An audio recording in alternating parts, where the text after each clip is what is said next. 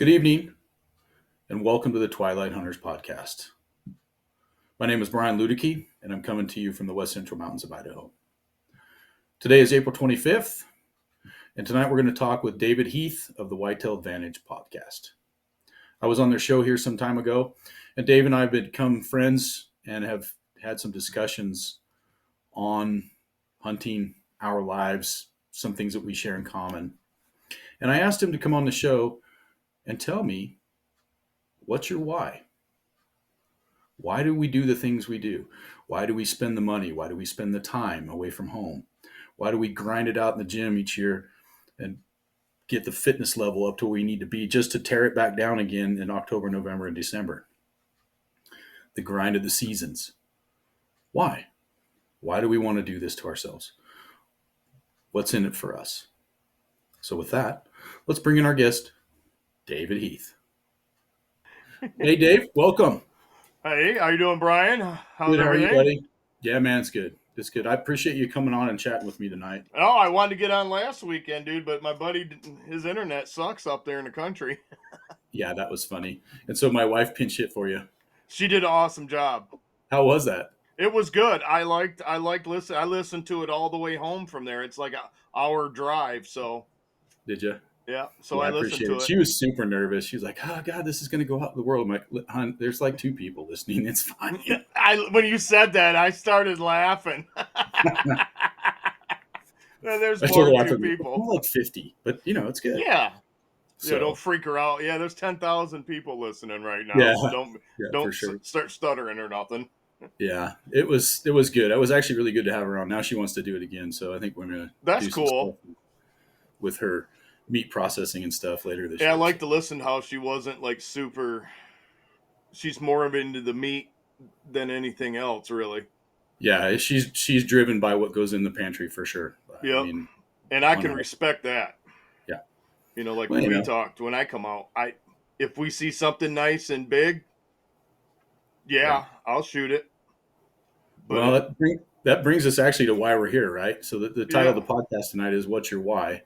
So why don't we just jump in and start off and introduce yourself to everybody if they don't know who you are. Yeah, so my name's David Heath, and I live in Rockford, Michigan. Nobody knows where Rockford is, but it is probably 20 minutes north of Grand Rapids. We're about 2 hours west of Detroit. Okay. For anybody as far as location-wise. And how old are you, buddy? I am 55, almost 56 in June. So you've got me by a year and a half. Yeah, damn it. I am the oldest. I'm not I know. Oldest. I thought Squatch would be older than me just by looking at him. But he's only, I think, 53. Is he 53? I thought he said he was 50. He might be fit. I thought he was like 50. I think maybe he said 50. he was 50, and I about fell out of my chair. Yeah, like, man. I'm like, bro, you age like duck cheese. Well, it's that beard. I think he's got birds hiding in that damn thing too. I'll be honest. Oh, he's probably got a few dinners in there. Yeah. So, tell me about family and all that stuff. What's your life like? My life is actually really good. I have an awesome wife. I have 3 children. I have my oldest who passed away years back, but in a car accident. But I have one that's getting ready to get out of the Marines. And he's going to be he was going to be a history teacher, so he's going to college as soon as he gets out. Excellent. And then my 17-year-old's going into HVAC, and then like father, like his son. And then my stepson, who is Parker, he is awesome.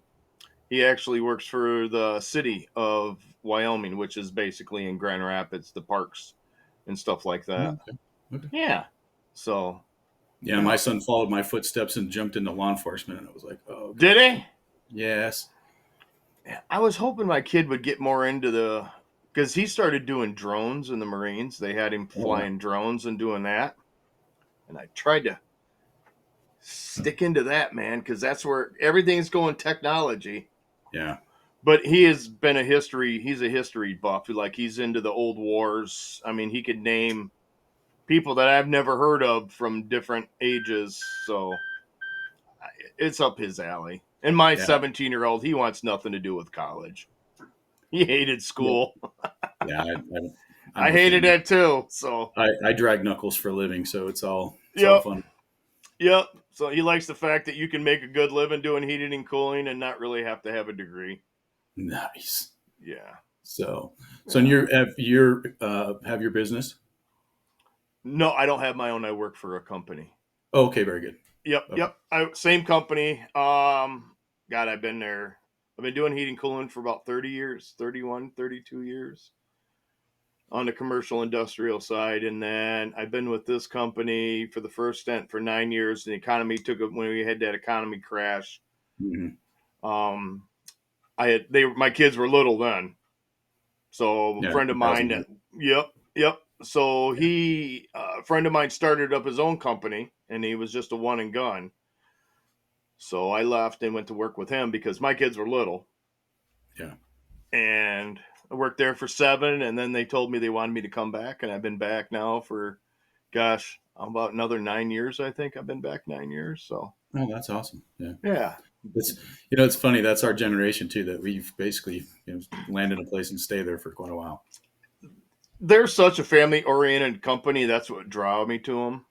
Yeah. They do all these functions that are family-oriented, like at their house. Halloween, Yeah. Christmas, get-togethers. Super. Everything's based around having the family, and I really like that, and I appreciate that. Yeah. And they take care of you. I mean, they are awesome Yeah. as far That's as a that's company. fantastic. You don't get that in education too much, but my line of work, you have that family environment for sure. Yeah, yeah, definitely. Oh yeah, it's most a lot. You guys are basically a brotherhood. Mm-hmm. Anything else So to add to that about you? I was basically born with a gun and a bow and fishing pole in my hand since I was a kid. I was going to Yeah, ask you about that. yeah. So the funny thing is none of my parents hunted or even into it. Um, when my dad got out of Nam, he was in the Marines. He pretty much he never come out and said about anything about it. He didn't like talking about it, but I got my own intuition that he just anything that had to do with guns, he wanted nothing to do with it again. Which I Okay. respected that for For sure. what he probably had to do and what he saw. And then my mom, you know, atypical country girl, you know, Yeah. didn't want to do that, just work and be a homemaker. And then I got lucky because we grew up north from me, about an hour and a half, and we lived in. My dad built the house in the '70s on 10 acres, and then my uncle lived a half a mile away, and his property adjoined ours. Oh, And that's he was the ultimate hunter fisherman. Get everybody and anybody into it that wanted to even try it. cool. Yeah. So I was the oldest. His son Zach was the second. We were the same age. So when we were old enough to where we could shoot stuff, he's huge into muzzleloaders. He loves My the old man. hawk, and he is still shoots. We used to travel all over Michigan to these muzzleloader shoots. These basically old time days they would have, Mm-hmm. and where you dress up in the old The cowhide and rendezvous. yep, and you would Yep. go yep, and it was a blast. Yeah. It was camping for us, but and then you got to shoot muzzleloaders, Yeah. That's and that's that's good time. yeah, and he taught us, took us every gun I think I owned except for the single shot 20 gauge. We got all of his hand me downs, but he always made sure we had arrows, broadheads, camouflage if we needed it, warm clothes. He would tell my mom what to buy and guns. We needed a Go gun. get We didn't this. have one that worked or one that he didn't think would be good enough. Take this. Go Mm, shoot this, yeah. sight it in. And That's awesome. That's a heck yeah, of a way to grow up. I'll be honest. Not too bad. yeah, I lucked out with him How long very you been much hunting so. then? Let's see. I want to say when as far as I could remember, I was probably plinking with BB guns and 22s when I was 6, 8 years old. Okay.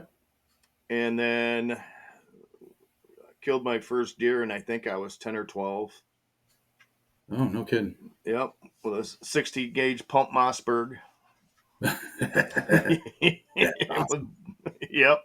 That's awesome. And then, but yeah, it was just really free back then, I guess you would say. Mm-hmm. When school was out, me and my brother and my cousins, his kids, we would all meet up and we would go small game hunting, rabbits, squirrels. It was like every day. He would go off to work and make sure that there was enough boxes of 22s or 20 gauge birdshot shells, just to get you going. just to keep us going. And that's what we did every day. And then if we got bored with that, we grabbed our bicycles and we would take off and go 5 miles to the local lake and we'd go fishing or swimming, but it was always something. We never, there's one thing I tried to explain to my kids, that they missed out on the need to not have cable, internet, TV, all the computerized stuff. Because we didn't have cable. We had I remember 3 channels, if that, maybe 2. And there's no video games. Adjuster. The knobs, you had to adjust the reception so it would tune it in. I mean, it was totally get it. One of us turning the antenna outside on the side of the house to get the channel in. Yeah. And then remember the knobs on the TV? You had to I remember the first remote control TV we got. The first color TV with a remote, and the remote was like this freaking big. Yeah, gigantic, right? It looked like a tablet today. It did. I was like, we're moving up. We're rich now. Yeah, and you had a VCR, and the VCR was as big as a microwave. Yeah, I don't even know. Yeah, we did have a VCR. We ended up getting a VCR, but I don't think that was till I was in high school. They were giant. Yeah, they were huge. And that was when the video places were big. Yeah, Blockbuster. Yep. Yeah, we had a local one in town, and you could rent all kinds of hunting and fishing, which the cool thing with my uncle is he'd bought pretty much what was that, Dan Fitzgerald, all of those guys, videos. Well, Jim Shockey back then. Yes, Jim Shockey, still and a fan. The Eastmans. Yep. And all the Eastman stuff out of Wyoming. Yep, the Eastons. Yep, the Eastman guys. And who was the other ones? There were some other ones that I can't remember. There was a Way Outdoors. They were local guys. Yeah, you get into the 90s, you started getting into Drury's and some. Yep, that's when the Drury's picked up, and the Hunter Specialty guys. Yep, Primos. Yep, the Primos. Oh, we were huge into the Primos because they hunted elk all the time. Yeah, huge into Primos, right? I mean, big time. Oh, so. Yeah, I love watching those guys. They were always killing monster elk up in the Gilas. Yeah, it was fun to watch. I mean, and then, you talked about the kids being chained to all this electronics and stuff now too, but in the era when we grew up, we didn't have, and they've kind of missed out on this in my opinion, but we didn't have the parental supervision, the need for it that is today, right? No. We got kicked out of the house and got told to come home. Yeah, we got called to come home. Because we'd be at our uncle's, or we'd be building the fort.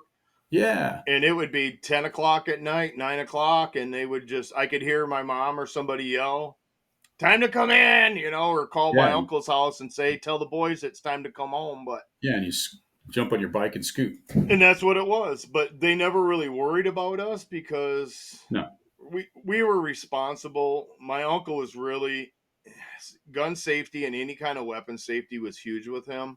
Yeah. So he didn't fear that we were going to do stupid stuff because we knew that after it happened, we were probably going to get either our ass whooped by him or my dad.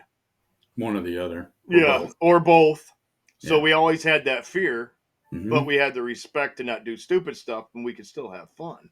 Yeah, it was a ball. I see. We just didn't have that supervision or the need for supervision like kids have today. And there just wasn't the amount of danger out there, I think, for kids. No, I mean, I never had to worry about, stranger danger. It wasn't a thing. Yeah. I mean, we could go into our local town at 1 a.m. and you'd see people and they would, hey, coming from the bar or something. And, but you knew everybody. And then when I moved to the city, which Grand Rapids is a pretty big city.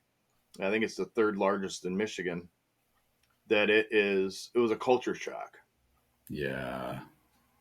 It was a huge culture shock. So, hunting wise, what's your primary species? What do you hunt the most of? Well, being we're from Michigan, all we really have is whitetail deer. No. But I like deer. We hunt black bear once in, when you get the tag. I like hunting black bear. Is that a draw tag for you guys? It's a draw tag. Yeah. If you draw up by me, it takes I think my buddy Dan who comes on Daniel Oh, tag. yeah, Daniel. Yeah. I think he got 13 points it took, which is 12, 13 years to get the Holy area up smokes. there. Yeah, it's like our elk draw. It's like once in a lifetime. Like you get it, you better take it. But if you go up to the UP, there's spots up there because the bear population's so high. You can usually get a couple points. Oh, okay. So it's a little better up there. Yeah, yeah.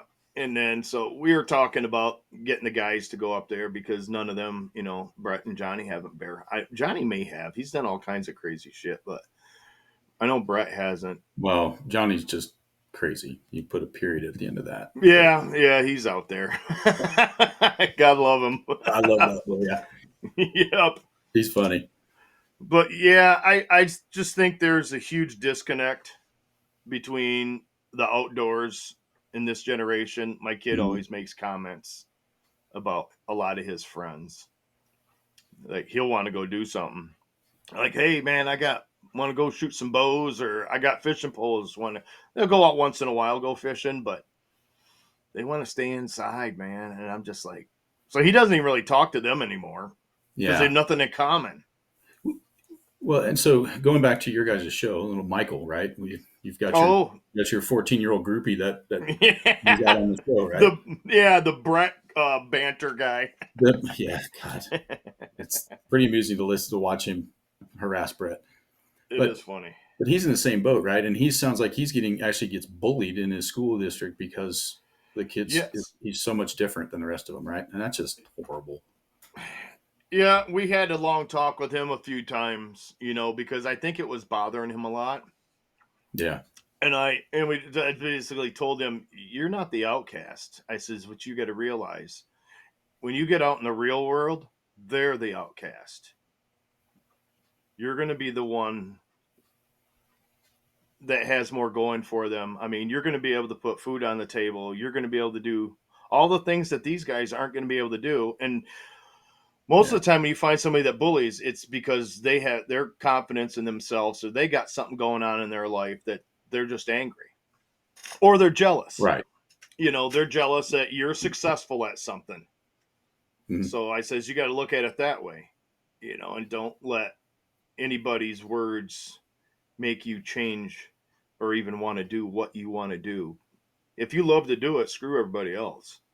Yeah, for sure. And it's just sad. I mean, it's just a bummer that that's where it's gone, right? I mean, I couldn't believe it when I'm like, you got bullied because you hunt and fish? I'm like, where do you go to school? Then he said New York, and I'm like, okay, that makes sense. All the liberals. Yeah, but he's on Long Island, though. I mean, that is true. He's not in New York. Right. So I was really kind of taken aback by that when he was telling us that story, and it just I really felt bad for him. Yeah. Yeah, 100%. Yeah, but I was just like, you know what? Just keep your head high. Just ignore them. You're going to be out of school. Who knows? They'll probably be at a drive-through working when you pull up. Yeah. Welcome to McDonald's. Can I take your order? Yeah. Yeah. I mean, if this is something that you love to do, and you and your dad, obviously him and his dad have this bond because they do this together. Don't let that get in the way.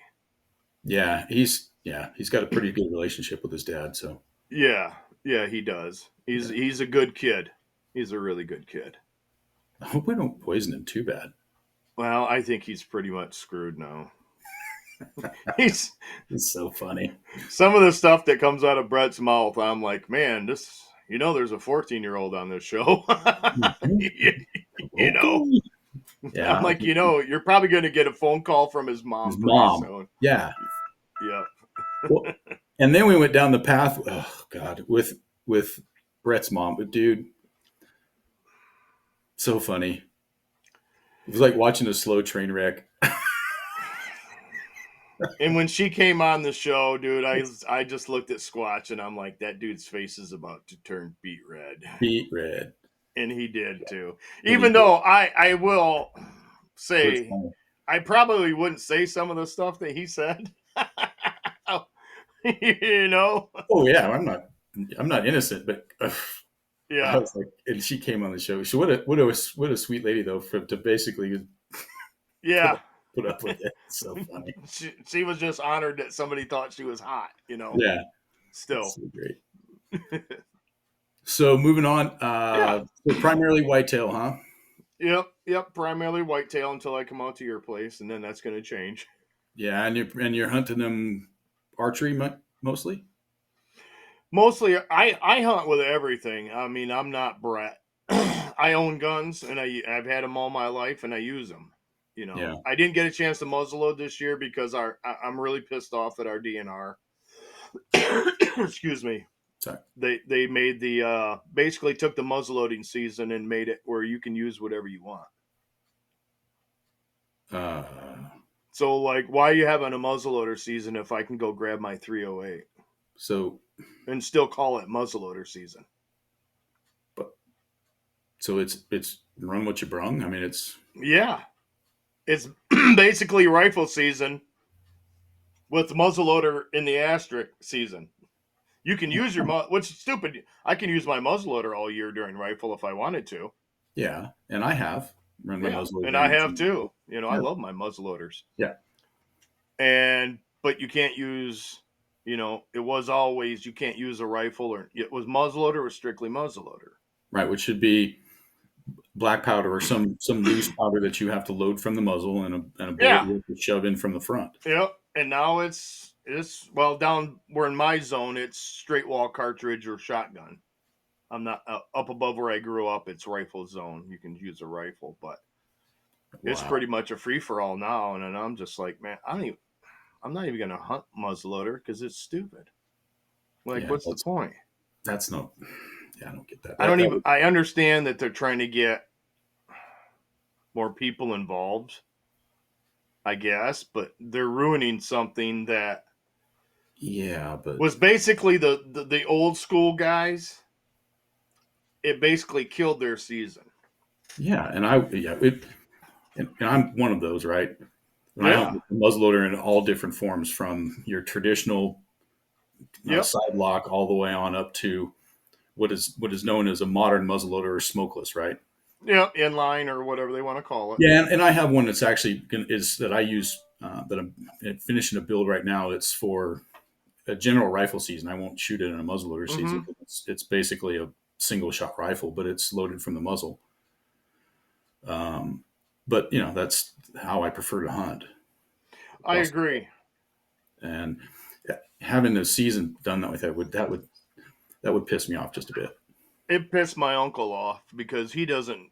He's a muzzleloader. He still uses Yeah, his old Hawkins. You know his yeah, Hawkins yeah. muzzleloaders, iron sights, Heck yeah, and now he's out competing with dudes that are running 30-06s, 308, 7 mags, yeah. That's not and cool. it's just like. And I was looking forward to it until I found out. Oh yeah, you can use everything, and I'm like, why? I don't get it. I guess it's Michigan just turned into a money grab state, in Yeah. my opinion. You know. Unfortunately, that's a lot of it, right? Because they have their budgets that they have to fill. So Yep. Yeah, that's true. And then because they extended the deer season till February, the end of January. I mean, this year, are, never done that ever. aren't they losing shedding horns by then? Shedding antlers? Well, I would have thought so. I didn't go hunting. I was pretty much done after that. I got 2 does, and I'm just like, I Yeah, got enough meat, and then with the wife and everything and her mom. and her mom. So, We have some elk hunts here that are cow only, that are mm-hmm. in migration routes where they have some overpopulation, that you'll see some of those seasons into February, but that's on a migration route. That's Yeah, about here. Interesting. yeah, very. So hunting, what has it meant to you? I think I think hunting is what kept me on the straight track. To be honest, Okay. I think having something to do that's positive, and you're constantly learning, Right. and you're outside. You're not at the house, you're not downtown. It seems like all the kids that are in trouble are either, if they're bored, Mm-hmm. I don't know what it is. But you don't usually hear about people that are in trouble constantly with the law or with drugs or whatever, that are outdoorsmen. I agree. you know um I think it's just, it it's part of our roots, from all the way back to when we first came over. Well, you and know then hunting goes back to prehistoric times. I mean, it's yeah, we being out. hunted and fished to survive. Correct. And yeah, it's fun. It's probably my funnest hobby that I have is hunting and fishing. Yes. you know and my wife and kids, I can't leave them out. But Yeah. I think it's almost like church, now that they're trying to get churches out. Mm-hmm. I mean, even if you didn't believe in God, the fact that the church is such a family thing, Mm-hmm. it keeps the families together. I think hunting is almost in that same way.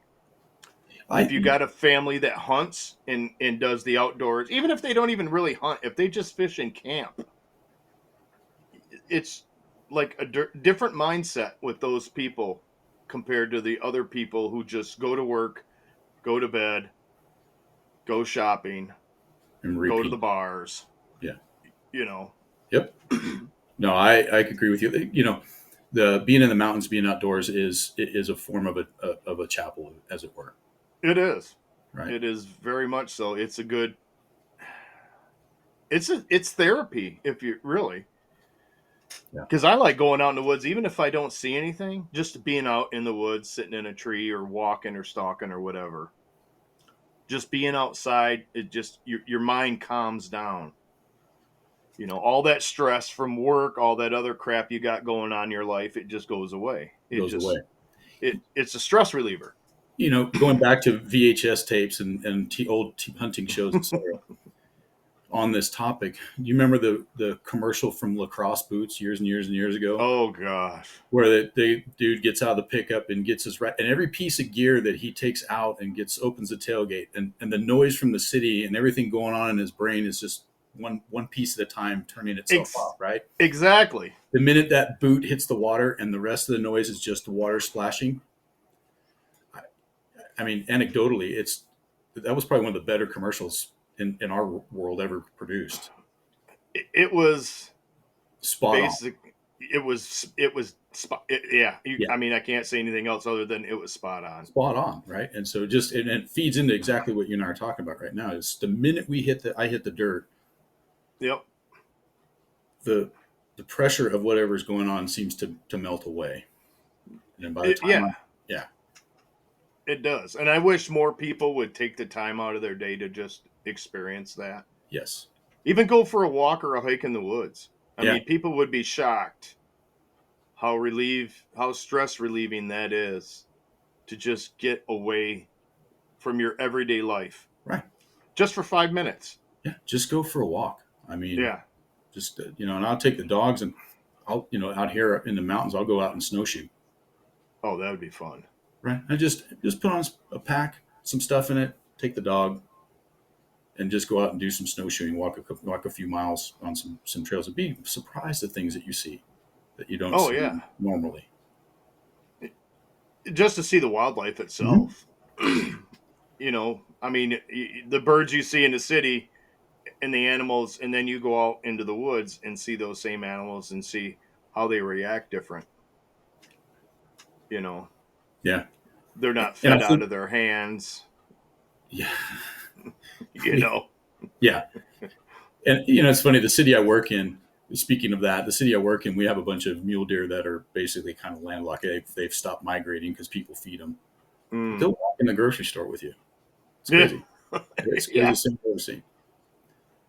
So as you've kind of progressed into this, but So the hunting and kind of what it's meant to you over the years, how's it progressed or how's that changed over time, matured over time? Well, I will say this, that I was never, I guess you would say, I was never like a big antler hunter Okay. growing up. I mean, that wasn't a thing really. I mean, if you shot a nice buck, it was cool, you know. Yeah. You know, yeah, I shot this nice buck, but my uncle never, it was never put into our heads or even mentioned that that's why we hunt. It was for the big giant racks. Yeah. And you let those other ones go because you're hunting the booners. You know, so, you know, I mean, I got ones I shot on the wall there that when I was, me and Daniel shot, I mean, God, we were Yeah. teenagers. And I kept them because, you know, they meant something. It has meaning, correct? Yeah, they got meaning. But now I'm older, I am more into hunting something bigger. You're selective. You know, I'm being more selective. I let quite a few bucks pass last year, and I was fine with it. I mean, the way my kids like, oh my God, you let that one pass and that one pass, and I let my neighbor shoot a nice 9-point last year, and he was under my stand. Is like 105 inches maybe, and I knew I let him pass. He was going to go basically right to him, and it was going to mean more to him than it would to me. Oh, that's awesome. Yeah, that's And so he let that deer walked out. I got out. I went to work. He called me about 9:30, and he was in tears. He was just so excited, and I'm like, dude, did you fall out of your stand? I'm freaking out. Do I need to fly out there? You know? yeah. He's like, dude, I shot that 9-point. I watched it die. It went 30 yards, and I'm like, are you serious? And he says, yeah. And I says, I'm on my way. And I'll he be right says, there. my dad's already coming because they're my neighbors right across the street. Yeah. So his dad went out and got it, and he was so excited. And he says, I want to get down, but I don't think I can move. I said, don't try to get down right now. Take a deep Just breath. sit down and just catch a breath. I'm super excited for you. I'm super proud. Yeah. He got it with a crossbow, and he got a nice Euro mount done. That's awesome. And I was more happy for him that he shot that buck than if I would have shot it, because it probably wouldn't have really meant anything. You know? Yeah, amazing that how that's changed, right? 105-inch buck when we were younger was Yeah. Oh, right? if I seen that when I was a kid, you know, I'm like, holy crap, that's You know, gigantic. I've shot some decent whitetails. I shot a pretty good one this year that was in the 140s, but you know, Yeah. Yeah, I was just really, and that's how it was with my kids. You know, my kid, like the one that's in the Marines, well, my oldest, so I'll tell you this, my oldest son that passed away, he got in a car accident and died. He was my text and hunting buddy. So he's yeah, the one that we texted. I set up his stuff for him. We got it all ready to go. And he lived up north, so he didn't live by me. And we would text each other, you see anything and this and that. And then when he passed, my kids were real little. And I kind of lost my desire to even want to go out and hunt anymore. I put all my shit away. Just, my wife's like, are you sure you want to do this? And I'm just like, I was in a dark place. I'm like, I just have no desire. I don't want to go. yeah, And then my second oldest, Mason, who's in the Marines, he decided he wanted to try hunting. And I'm like, oh my God, dude, I really don't want to do this, but we'll do it. So my uncle set him up out behind his house when he'd been watching a bunch of does travel every morning. So we went out and found a log. He grabbed my 20 gauge with some buckshot. We sat there. He fell asleep. as they do. Yes, he fell asleep, and I'm watching, and literally 10 yards, 3 does are coming right across this fallen down oak. And I nudged him, and I said, there's deer. And he looks, and I said, all right, just take your time. They're not going anywhere. They're just milling on acorns. So he picks it up, he shoots. It rocks him back. So I have to catch him. We look, the deer are gone. And I'm like, holy crap. And I'm like, now I'm depressed Yeah, again because you think he missed. because I think he missed Yeah. or thought he missed. He's going to depress. He's never going to want to hunt again.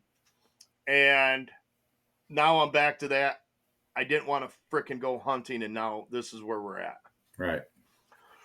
So we got up, we went over and looked over the fallen down oak little leaves there, and the doe's there. No and way. then dropped her right in her tracks. Just smoked her, spined her, went through all the vitals, killed her. It was an ethical shot. I was super proud. He was excited. And then the adrenaline dump went down, and he went on a different stage, and he was super sad.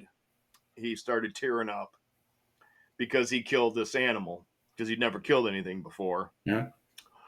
So my uncle came out, and he asked him why Mason was crying, and I said he feels bad he killed this this doe, and we just kind of had to reassure him that it was okay, and if this is something you don't want to do again, you don't have to. Sure. And he hasn't hunted since. But now he's talking about when he gets out, he wants to try hunting again, and I'm like, that's awesome. Well, his other brother, the 17-year-old, that kid's a killer. Stone cold. That kid was born out of both of my testicles or something at the same time. That kid just loves hunting and fishing. And we, of course, went to my uncle's, and we sat down for.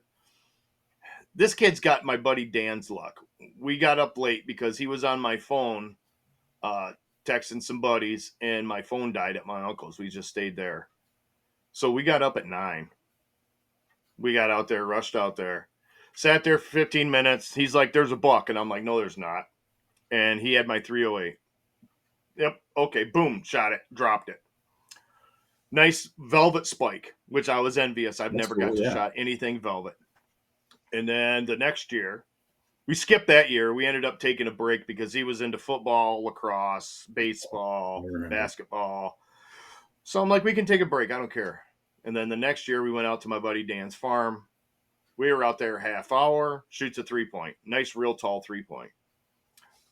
And he's like, I don't know what you guys are always complaining about not killing deer. He said, this is easy. So, come on.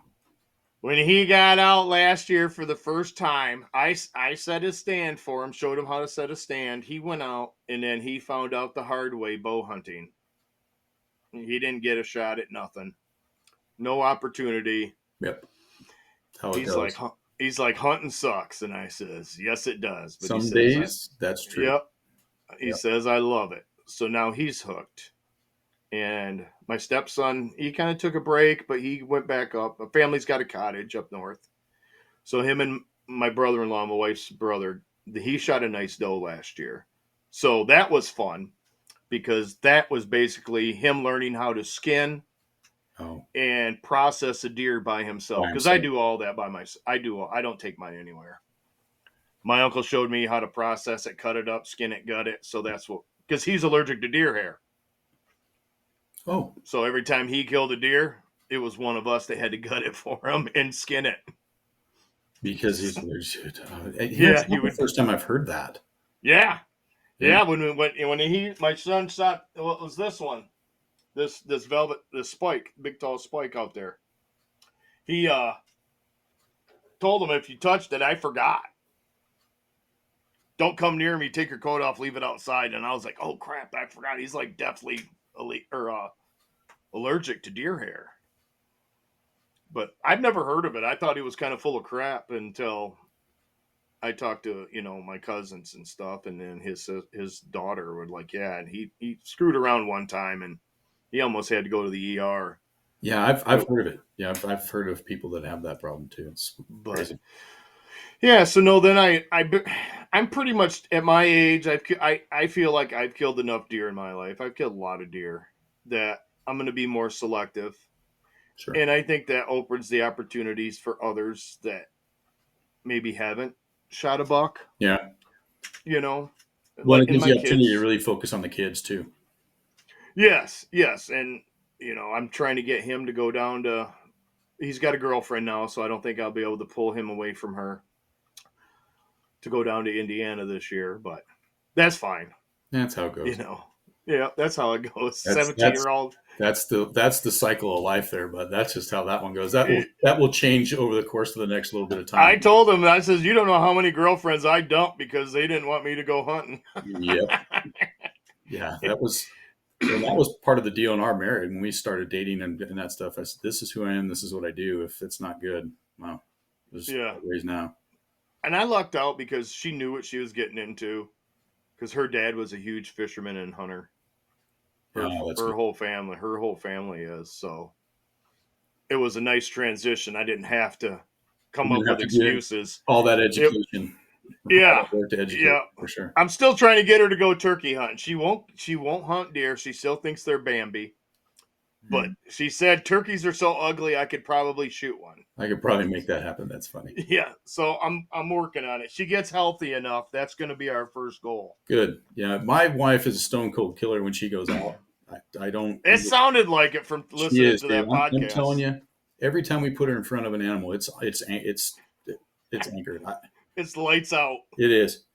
Shoots a 300 win, and oh boy, yeah, so she don't play. Yeah, she don't mess around. So, it's good, but getting her out in the field's been tough just by virtue of schedules and whatnot. And she's a teacher, that's kind of where I'm at. Off that time of year, right? Harder. That is tough with being a teacher. But no, I think next year, I had that friend that's from Alaska. He just left here a little bit ago, but what I didn't realize that where he lives in Alaska, they have a over-the-counter Sitka blacktail tag. What? Yeah. They have an over-the-counter? Yeah, in this area that he lives in, right? So we can pick up a counter. Yeah. Well, and he's got a 30-foot fishing boat. Oh my gosh. So basically what we're going to do is we're going to take the boat over to where he hunts. Two of us will go deer hunting, come back. She's going to stay with the boat. He'll grab her, take her, go find a buck, come back. I'll stay with the boat. That'll be cool. That should be a fun trip. Yeah. That's cool that both of you are going too. Yeah, it'll be fun. It'll be a good time. And it's August, so she's not back in school yet. Ooh. Yeah. Yeah, August 1st. Oh man. That totally makes sense. Yeah, no rush. No rush. Just, go hang out and do our thing. So you might not come back. Responsibilities. How that goes. Yeah, that's true. I told the wife if we ever went to Alaska, I might never come back. So don't ever let me go there. Kind of what Dave said. He went up there in the Coast Guard and then stayed. So. It was my place that if I ever ended up deciding to leave, I told my wife, my kids were old. Anything ever happens to you, God forsaken, anything happens to you, I will probably pick up and move to Alaska. Yeah. It's certainly the last frontier for sure. Yes. Just so I can moose hunt. It's funny talking to Dave. He hates moose hunting. He's like, I don't get it. He's like, caribou, great, moose. I'd like to caribou hunt too. That would be awesome. So, motivation. So, title of the show, what's your why, bud? Why do we do the things we do? I think it's instilled in you. You do what you do on how you were brought up. I think if certain things are instilled in you, that's kind of what you're going to gravitate towards. Sure. If your parents are strictly have you just into sports and nothing else, that's what that's all you're going to do. I was fortunate enough to be shown everything, all the sports, hunting and fishing, and I fell in love with that side of it, so I gravitated more to that. And I think that in itself has helped me because of the responsibility with hunting and fishing. I think it's helped me be a better father, a better husband. My mind is in a better place because of it, I think. Going back to it's our chapel, right? I mean, it's our sacred place. It is. I mean, when I tell the wife, when I go hunting for a weekend, I said, I'm ready to come home after I'm done hunting just to spend time with you. Yeah. And I said, I would never, ever tell you that if I was doing anything else. Yeah. You know, I said, that's my second love. You know, actually, it's really close to being this. I says, you edge it out a little bit. Yeah. Family edges it out, but barely.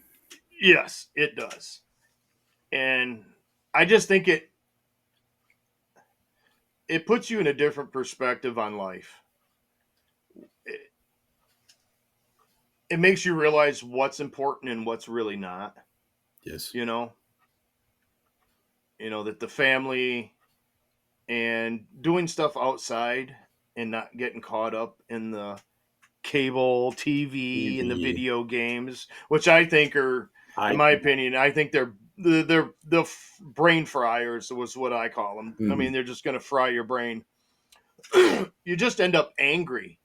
I see a lot of people that are just angry all the time because all they do is watch the news on the internet or these posts, and people get caught up, and then you get caught into it.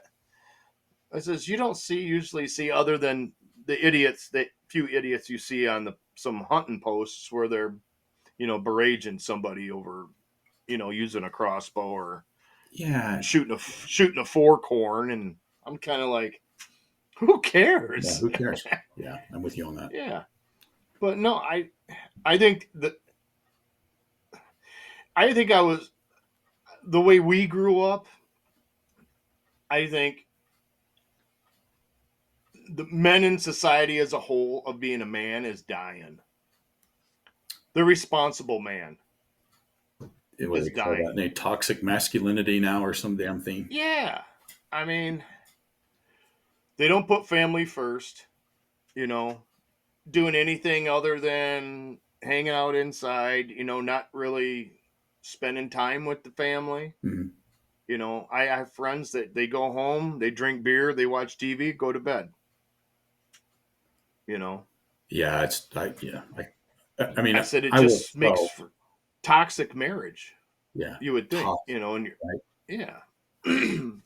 And like my Yeah. wife doesn't really like, or she can't really get outside much, but when I get her outside in just the yard and doing gardening and landscaping stuff, Mm-hmm.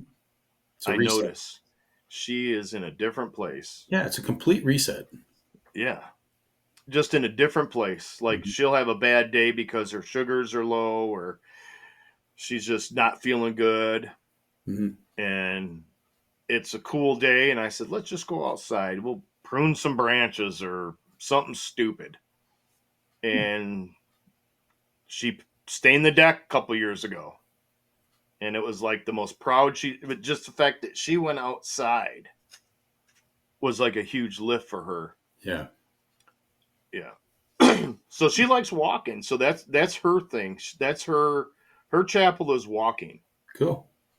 She'll get out in the early morning and she will walk when it's cool out. And that's where how she can reset. And that's what I told her. You got to find something that you like to do. Yep. Because being cooped up in the house, which she gets cooped up in the house a lot because of her conditions, that I know, and it's hard for her because she wasn't like that. Right. When I met her. Well, health issues have a tendency, have a way of doing that to you, right? I mean, yeah. We're not immune. Yep. And even if you go for a car drive, like we'll go to a car, jump in the truck and go for a ride. Just being outside, mm-hmm. Yeah. Or walking our neighborhood. And she's like, oh, that felt so much better. I bring this up because we, every year, we put a lot of time and money and energy and effort.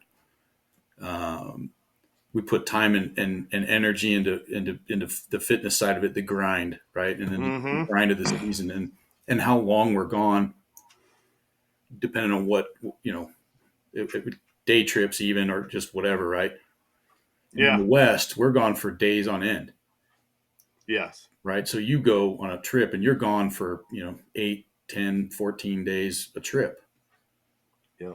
And if you have 2 or 3 different hunts, you've now, last year, as an example, what wife and I sat down and added it up. I was out 75 days.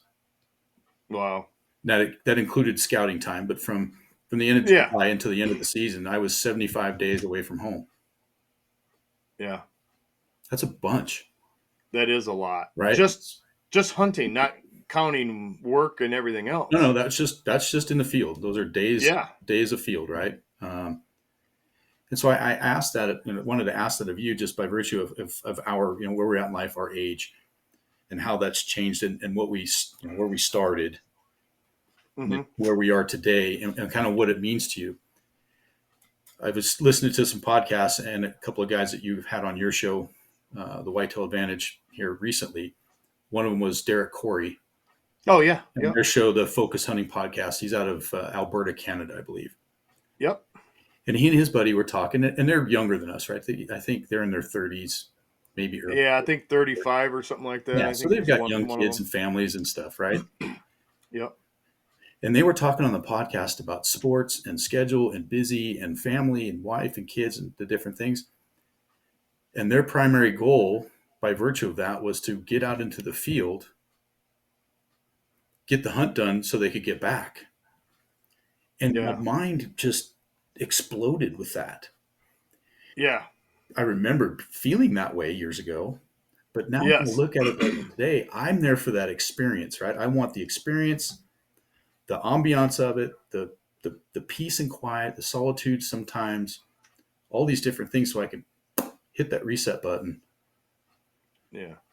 No, I'm in the same place, I think. I think when you get older and the kids are gone, life slows down. I'm able to go out. I don't have to rush back if I don't want to. No. I can go out, and I go out every weekend just about when I can in the mornings. I'll get up like at 5 in the morning, 6 in the morning, and when I'm helping at my in-laws, and I go to all the public land, and I just walk around and look for stuff that I haven't seen before. Yeah. Look for morels or mushrooms, just going out. And I know I don't have to, if I don't want to. I don't have any little kids that are probably up wanting breakfast or turn the TV on or wanting to go do something. My responsibilities are almost 100% done. Is I got one left. He's probably a couple months away before he'll be out. But and then solely my responsibility is just to my wife. Strange, isn't it? It's going to be it's. I think last year was the first year where, because my son, he works, so he works at Myers, and he's pretty independent. He's got his own car.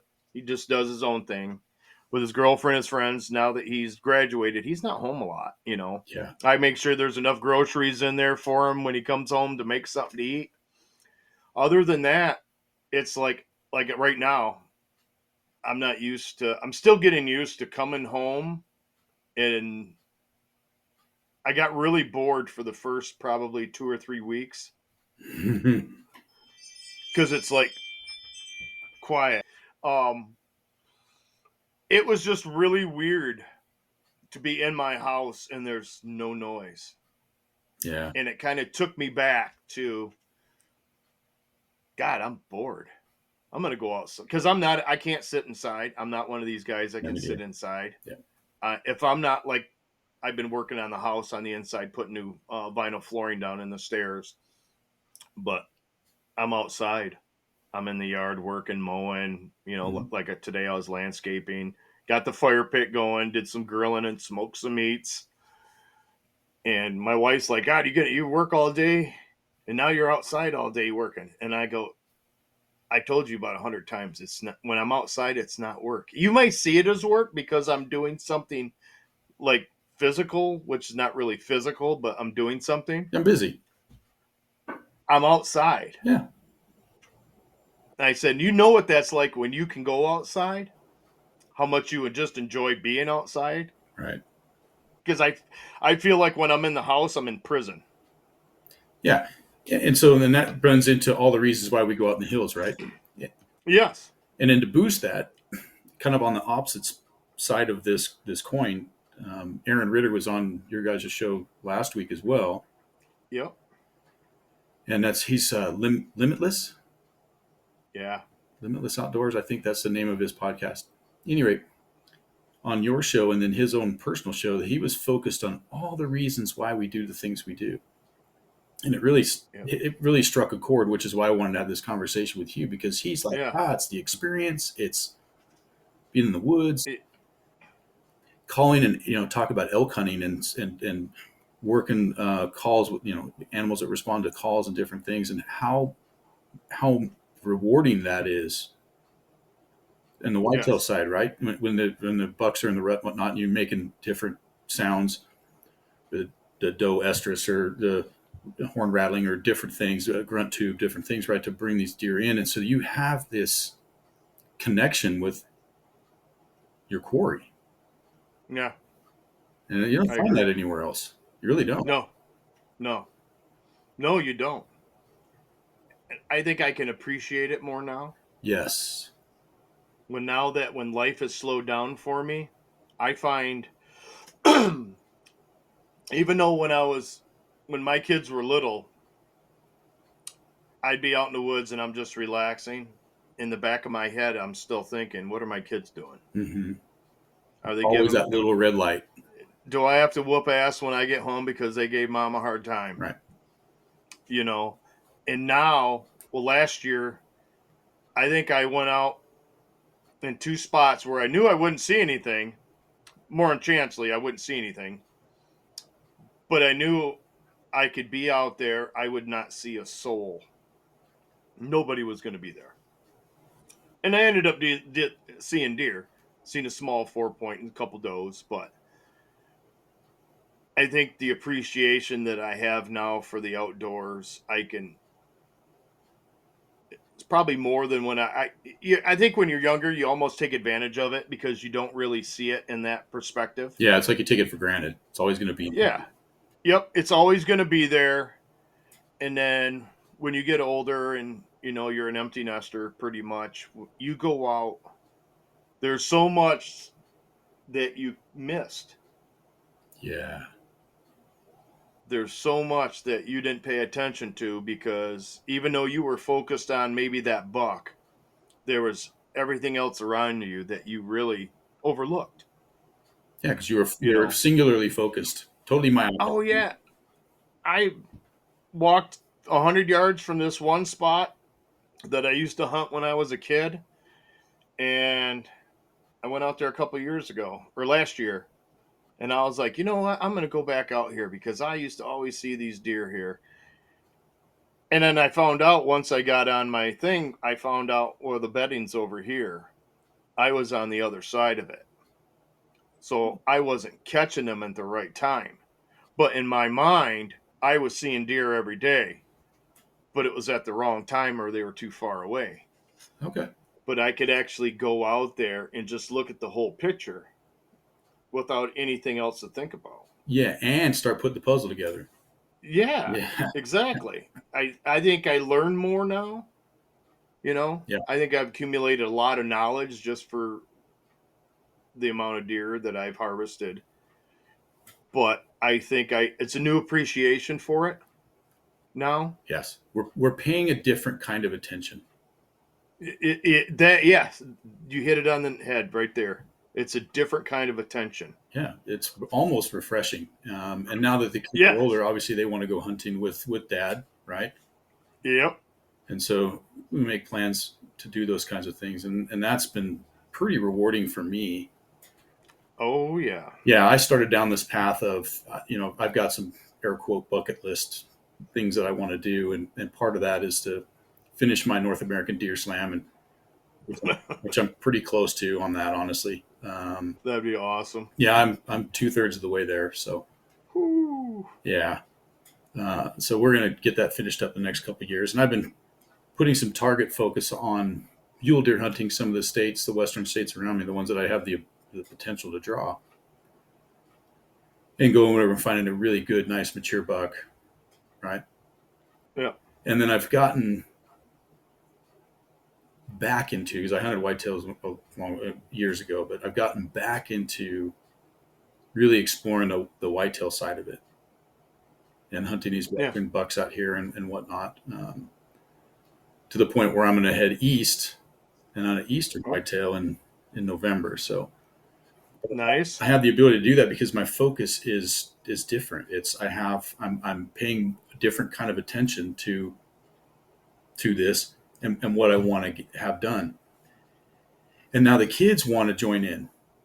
I'm like, okay, cool. So we're planning and so what I'm doing with them is we're going to do some adventure hunts for them, right? So it's, we're going to go to Montana. We're going to do this. We're going to do this place, that place, this and that and the other, and kind of do some different things with them that is a little out of the realm to kind of build their why.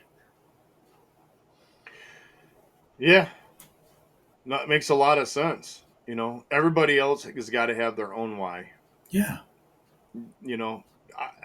They can follow in your footsteps. My kid can follow in my footsteps. But when it be down to it, they're still their own person. They have to find their own why. Yep. They got to make their own why. Correct. But I do feel good that I gave them that opportunity. Which I'm sure you do too. Yeah, the foundation. That, they don't need dad to go out to be successful now. No. Now when they do it, it's because we want to spend time together. Yeah. Which I'm more excited about than kind of any of that. But now that's something that I love, they love, we get to do this together. Mm-hmm. Which I don't think you can top that, really. No, you can't. I mean, those are memories that, like I joke around with my kid when he talks about, his friends, they're like, what do you think that when they look back when they get my age, what are they going to go back and go, you know what? I remember my dad and my mom did this with me. Mm-hmm.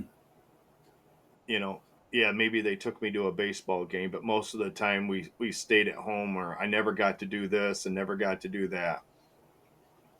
I want my kids to go,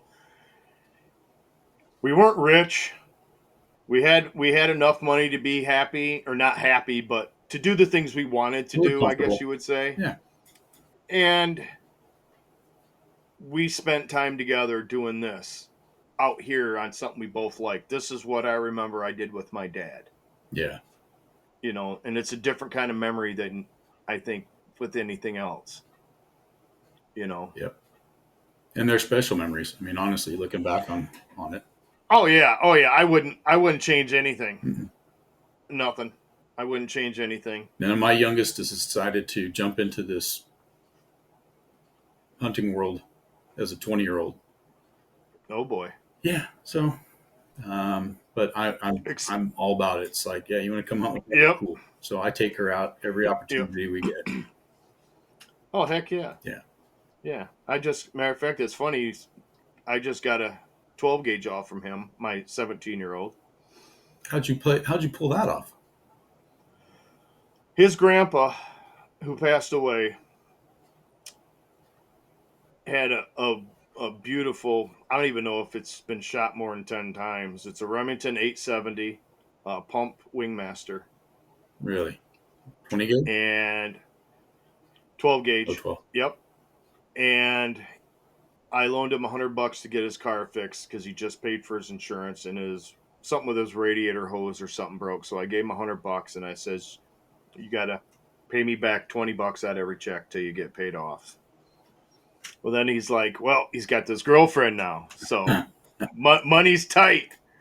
He's like, how about if I give you the shotgun and trade? And I says, well, I want to see it. And I see it. And I'm like, I can't do that. This gun's $300-400 easily, maybe even $500. He says, well, I'll never shoot it. Well, because I bought him he's got a Mossberg pump. He's got other guns that he's got from me. So then, and he's smarter than I give him credit for, because I didn't catch on to it until I made a joke to him a couple of days ago, and this happened last week. I says, that was the best $100 I ever spent. I says, you get any more guns that you don't have money to pay for, I'll take them off your hand. And then he came back with, well, when you die, it's going to be my gun. It's going to be my gun again. I was thinking the exact same thing. And I was like, you little shit. You're right. It is. Back in here, you little shit. That's exactly it. I'm like, you little smart shit. I didn't even think of that. Well played, son. Yeah, I told him. I says, you upped your dad. I will give you that. That's funny. Because yes, you will be getting that gun when I die. Yeah, that's funny. He has your number 100%. That's awesome. And he knew, and he was probably in the back of his head because I told him and his brother. I says, I have a list of all the guns, and I divided them between them. And he's like, yeah, well, don't forget to put that gun on my side because that way there's, it's mine. And I'm like, out there going in the safe and putting toe tags on everything. So yeah, it's like, yeah, Dad said that's mine. No, that's mine. Yep, that one's mine. Yeah, it's got the Christmas tag on it. Jesus. Yeah, that's what I had to do. Put Christmas tags on Christmas all tags bows. on them. I'll tell the wife, put bows on them all. Yeah, that's funny, dude. But they're not wrong. They're not They're wrong. not wrong. Nope. I told them, you guys are getting everything I own. Yeah. Everything. So, anything you want to add to this? I wish one father that didn't hunt or fish listened to this podcast and thought maybe I should try to take my kid outside just to go camping. Yeah. Go buy a Zebco pole at Myers. Yeah. Just take your kid outside, buy a $20 pole, some hooks, some worms. Go camping and go fishing. Go camping. Because you'll soon realize that's probably going to be the best experience and memories you ever had. Yeah, and I'm gonna add to that. I'm gonna tip my hat to my son-in-law and my daughter too. But my son-in-law hunts with me, and he's awesome. He's adult onset. He started hunting with me before they were married, but they have kids now, and so now he and my daughter, but are specifically getting the kids into this lifestyle. My daughter doesn't hunt, but she likes the outcome. She likes the freezer being full, and so she's not against it. She just doesn't care to do it, which is fine. But she comes and she'll come help cut meat and grind. Well, that's what I see. Your wife on the last podcast talked about. She comes over and helps processing and doing all that. Exactly. And so now the grandkids are coming over and helping cut and grind and do stuff. As a 5-year-old, I think she said that. She did. Say that. Yeah. And so we're bringing the kids in, the grandkids now into this, and that I will be honest with you is a whole other kind of special when you're talking about being this age and our why, right? Yeah. Now I get to do it over again. Yeah, I do. Grandpa. I get a freaking do-over, right? Yeah. And my son-in-law, my daughter, when we all go hunting together, I'm totally cool now at this point in life with hanging out with the grandson and letting them go do their thing. Yeah. Right. So remember that whole thing we talked about with the little red light always being on? Mm-hmm. Well, I have the ability now to turn that little red light off for them. That is true. Right. And so, and I guess what my point is on that is your kids have kids, et cetera, and they're hunting and stuff, and the kids the grandkids want to start going, you're going to get to turn their light off. Yeah. Yeah. So they can focus on their experience and not be so worried, hopefully, knock on wood, but to be so worried about what's going on in the world. I think they will, just for the fact that their parents are with the kids. Yeah. There's nothing to worry about. Grandpa and grandma, or grandpa or grandma are with the kids. I ain't got to worry about them. So Grandpa's going to be zipping them with Nerf guns again. Yeah. Yeah. And taking them out and basically getting a set of glass and sitting on a mountaintop someplace with hot chocolate and and a jet boil and a heater in the truck, and we'll do some road hunting, right? I mean, just go find some. I mean, and there's your own why. Yeah. Is that as well? It builds so it's kind of a moving target, right? As we get older and some of these things change, the why doesn't necessarily change, but it evolves. Yes. Now your knowledge, you get to pass on down. yet again. So I get a do-over. I get one more chance. I'm looking forward to that. I wasn't ready to be a grandfather because but now that my kids are out, and I'm like, I'm not ready for them to have kids yet, but it's life. if they do, It's life-changing. I do promise you. It brings a I whole can. nother dimension to the world. Yes, yeah. So, I am looking forward to that day.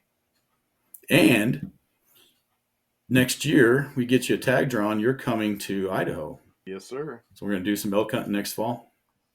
Yep. And I'm going for the experience. Yeah, it'll be fun. And then, So if we don't see any big bulls like we talked before, I'm not crying about it. we'll get you into that. We'll get you the Yeah. bulls. It's just going to Yeah. be what you want to do with it. Yeah. So, but we'll bring that. We'll have some of the family come up and hang out. That would be cool. I would like to meet the whole family. So that would be cool. We'll do that for sure. All right. Most definitely. So we've hour 10. Let's wrap it up. I got some snapshot questions for you if you got time. I got time, buddy. Right on. I'm home alone. There was a movie about that once, I think, wasn't there? Yeah, there was. It was a classic. Yeah, right. What is your favorite animal to hunt? Well, I would have to say whitetail just deer. for my region. How come? It's all that's other than bear. It's kind of all that's offered here. I do love turkey, though. I will say, turkey is a really close second. The thunder chickens. The thunder chickens. My uncle, who got us into hunting, was our chapter director for the National Wildlife Turkey Federation. Nice. I've had a lot of guys tell me that hunting turkeys is like hunting elk in the fall. I'm like, I don't know, man. I just picked up turkey hunting because there was nothing to do in the spring. Yeah. And then I fell in love with it. Well, going back to, you're playing the animal too, right? You're actually communicating with that critter and getting it. Yes. You're and it's a way different kind of hunting. Yeah. Like with deer, you're trying to beat their ears, their nose. With turkeys, you're basically they're eagles. Yeah, they can see. You fart sideways and they'll see you from 200 yards away and you're done. Yeah, it's over. You know. They're neat. Truth be told, I've hunted them, but I've never been successful. My son shot one, but Did he? Yeah. It was a 12-year-old, 13-year-old, whatever, but that's cool. And we spot and stalked it. Oh, really? Yeah. Yeah, I spotted this gobbler, and we took a log and rode around and basically cut it off the pass and ambushed it. That's kind of how my turkey hunt ended up Saturday. Did it? Yeah, I put a video online on Instagram. I ended up having to walk like 5 miles, backtrack around to Daniel's farm. Oh, just to get to it. And I ended up out in the middle of the field thinking I was going to be able to go down this little knoll into this big like buckthorn brush. Mm-hmm. They turned and came right at me. And I'm a big dude. I'm 250 pounds. So I'm behind a little bush tree all by itself in the middle of the field. I saw with my bow. Was Dan taking a picture? Was it that video? He was taking a video from the back of the farmhouse on the deck. He's like, oh shit, they're 5 yards away, dude. He's like trying to call them to try to get their attention off from them. And they kind of did. And I kind of was like, I could have reached out and stuck the hen with my arrow.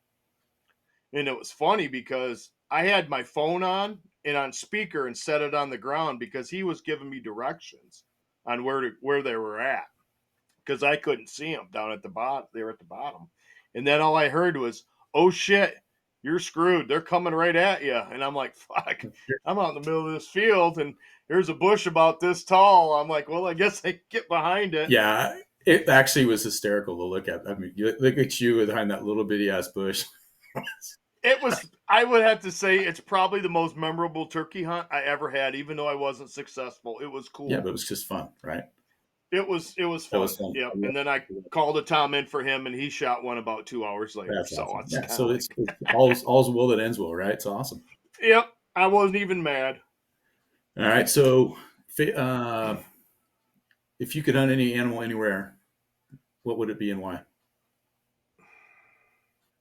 I will have to say muley and elk are on my bucket Okay. list, and not a specific order. When I was younger, I always wanted to, because of those damn Primo guys, wanted to bow hunt elk in the Gila of New New Mexico, Mexico. in the mountains. Mhm. But the more history and research I've been doing, and my buddy, he goes, I don't know where he goes, but he goes out to Idaho. And he has some phenomenal hunts. And so Idaho and Montana, New Mexico is not even a thing. I don't even care if I go. But I will say Idaho and maybe Montana Yeah. are probably my top states to do that. Well, what I would suggest, so Idaho's covered. Yes. And I kind of gave you some pins and some things where we're going to be. Mm-hmm. But as far as mule deer goes, I will send you some of my thoughts and some of my research on that because I have some ideas. Okay. Montana, Wyoming, and Idaho would be at the top of my list. Yep. And I can certainly help you out with that. So, That would and be I'll awesome. probably end up coming and hanging out. So that would be even cooler. I come hang out on that. All right. So, favorite memory on a hunt? Honestly, up until my two sons shot their first deer, it was my first deer. Yeah. When I was like 10, 11 or whatever. And then my bigger bucks I killed was probably, my 130. And then the other story is I shot it's probably in a 140. And then like a dummy, I tied it to the head to the tree out the side of the garage to a tree and came out 2 days later because it was snowing. And we think a neighbor's dog hauled it off. Oh. Never found it. I got a picture of it, but never found it. Don't have this horn set. Yeah. But I will have to say probably my Marine son Mason's first doe, first deer, only deer, and my son Levi's first buck was probably, as a father, my proudest moments. Proudest. I teared up both times. Yeah. And I wasn't even mad or even embarrassed. Yeah. And they were just like, why are you crying? And I'm like, when you have a kid and you're at this point right now, yep. you will go, shit, I know why my dad was crying. Yeah, you'll understand then. Until then, shut your pie hole. Yep. Yeah. Yeah, because otherwise I will kick your ass. Yeah, no doubt. But yeah, no, that was definitely, those will instill in my memory is the top two. And even if I shot a booner or a 300 incher, I really don't think, unless my kids were with me with that it probably wouldn't top it. Yeah. It's just a different memory. Has different feels. It's a way different feel. Yeah. Even though I didn't kill it. I didn't care.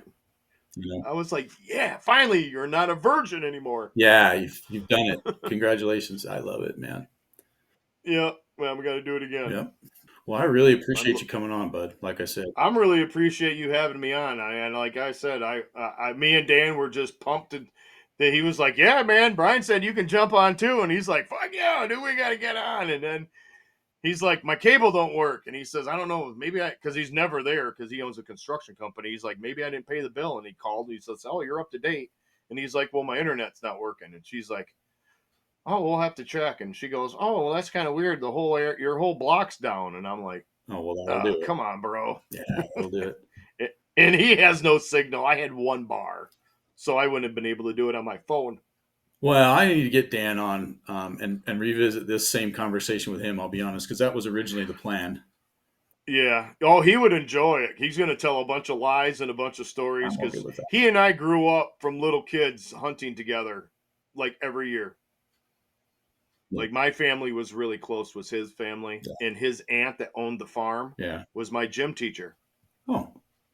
So we had to earn our spot on her property. So we had to go out and lay barbed wire fence, fix Sure. stuff, cut wood for her, Mhm. no trespassing signs, which I was cool with. I'm on 200 and some acres of private land, prime hunting land, and all I got to do is work. Yeah. Again, going back to, I'm outside. Yeah, exactly. Yeah. It really wasn't work. Yeah. And at that age, I was like, I'm getting big muscles, man. I'm lifting heavy crap, Yeah. Barbed getting wire and tan for T-posts and all that stuff. yeah, Pounding posts. getting tan for the girls. All three of them at our school. Yeah. That's badass.